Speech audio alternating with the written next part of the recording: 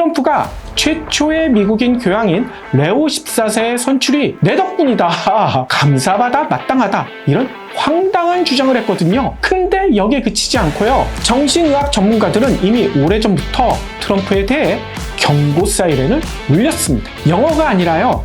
김건희를 수사하라. 내란 종식, 민주수호 이런 한글 피켓이 등장했다는 거죠.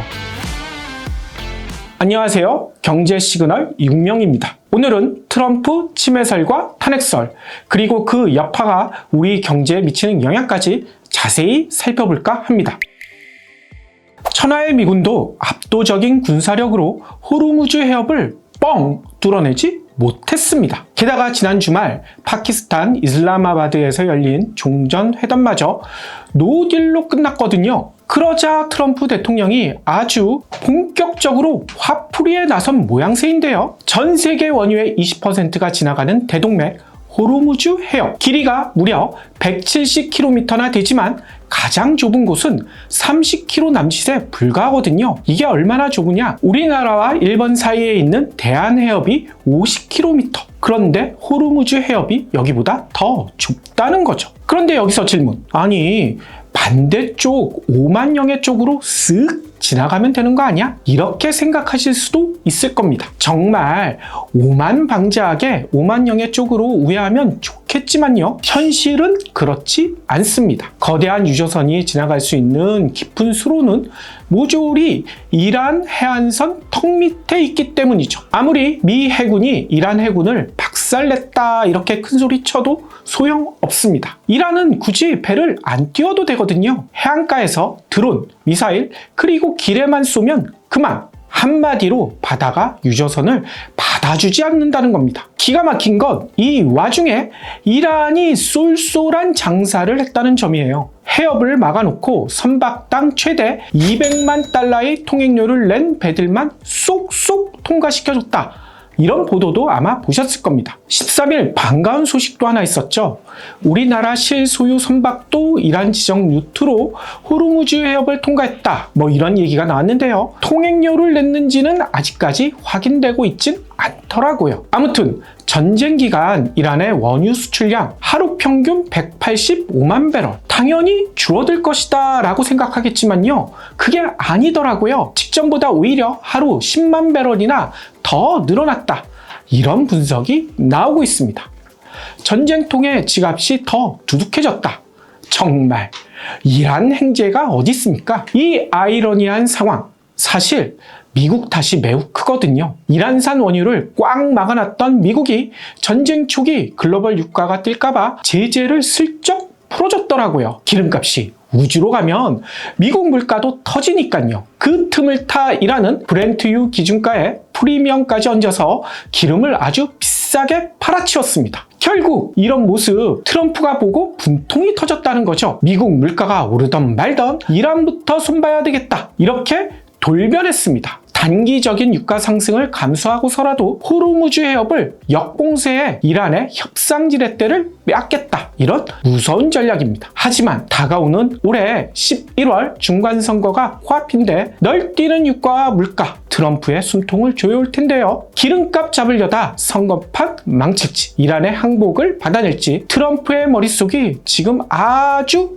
복잡할 겁니다. 그렇진 않죠. 홍해를 이용하면 가능하긴 한데요. 홍해 쪽도요, 지금 난리더라고요. 후티 반군이 이란 편에 서서 이쪽 유조선을 막고 있다. 이런 얘기도 들리고 있거든요. 그쪽으로 나오는 것도 매우 힘들다. 이런 얘기가 들려오고 있습니다.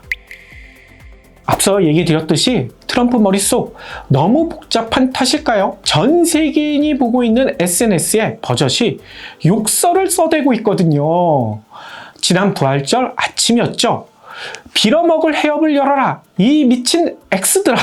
안 그러면 지옥에서 살게 될 것이다. 근데 여기에요, 여러분들 다 아시는 그 F자 비속어, 이걸 노골적으로 썼다는 겁니다. 그것도 성스러운 부활절의 말이죠. 그런데 이런 일이 이번이 처음이 아니에요. 지난 1월 마두로 베네수엘라 대통령 생포 직후에도 FAFO 이거 풀어보면 장난 아니다, 까불면 다친다. 근데 여기에도 F자로 시작되는 이 비속어, 이게 들어가 있습니다. 근데 이건 약과더라고요. 급기야 이건 섬을 넘고 말았다. 이렇게밖에 표현할 수가 없는데요. 트럼프가 최초의 미국인 교황인 레오 14세의 선출이 내 덕분이다. 감사받아 마땅하다. 이런 황당한 주장을 했거든요. 근데 여기에 그치지 않고요. 자신을 예수에 빗댄 합성 사진을 직접 공유했다가 보수 성향 고개에서조차 비난이 쏟아지자 12시간 만에 삭제하는 기행까지 선보였습니다. 아니 이건 북한 김정은이나 중국 시진핑보다 더 심한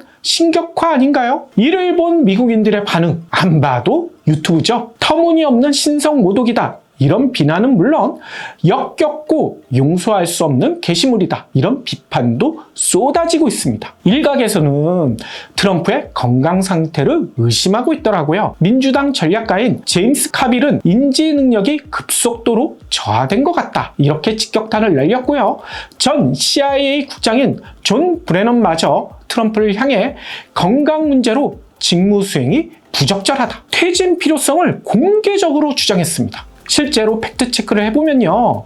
2024년에도 경쟁자인 바이든의 나이를 공격하면서요. 트럼프 자신의 인지력을 자랑했었거든요. 그런데 정작 전 주치의 노니 잭슨을 로니 존슨으로 잘못 부르는 촌극을 벌였죠. 인지력을 뽐내려다 인지력 저하를 스스로 증명한 셈입니다. 정신의학 전문가들은 이미 오래전부터 트럼프에 대해 경고 사이렌을 울렸습니다. 2017년에는 폭력 성향, 범죄 심리학 분야의 세계적인 권위자인 예일대 벤기리 박사를 포함해서 전문가 27명이 도널드 트럼프라는 위험한 사례, 이런 책을 썼거든요. 2020년에는 40명의 전문가들이 도널드 트럼프라는 더 위험한 사례, 그런데 2024년에는 전문가 숫자가 50명으로 늘어서요.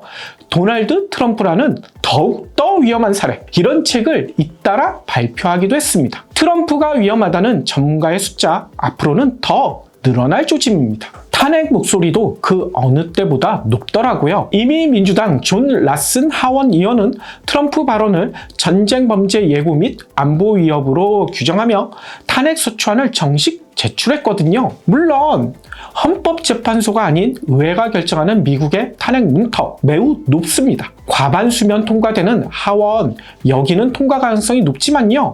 최종 결정권을 가진 상원, 여기는 3분의 2 이상이 찬성해야 되거든요. 근데 현재 의석 분포, 공화가 53, 민주가 47. 이걸 감안할 때 공화당 의원 20여 명의 반란이 필요하다는 거죠. 이렇게 문턱이 높기 때문에 역사상 상원 문턱을 넘어 해임된 미국 대통령 단 한 명도 없습니다. 앤드류 존슨은 한 표 차로 생존했고요. 빌 클린턴도 부결됐고요. 트럼프도 이미 2번이나 살아남은 바가 있습니다. 하지만요, 변수가 하나 더 있더라고요. 수정헌법 25조 4항. 이미 낸시 펠로시 등 민주당 의원 70여 명 이상은요, 트럼프의 정신적, 신체적 부적합성을 이유로 부통령과 내각이 직무를 박탈하는 수정헌법 제25조 발동을 공식 요구했습니다. 트럼프의 침해설 프레임이 무서운 이유가 바로 이거더라고요. 물론 부통령과 내각 인사 절반 이상이 서명해야 하는 내부 반란이 일어나야 가능한 일입니다. 그런데요, 요즘 재미난 일이 있어요. 차기 대권을 노리는 벤스 부통령과 트럼프 사이가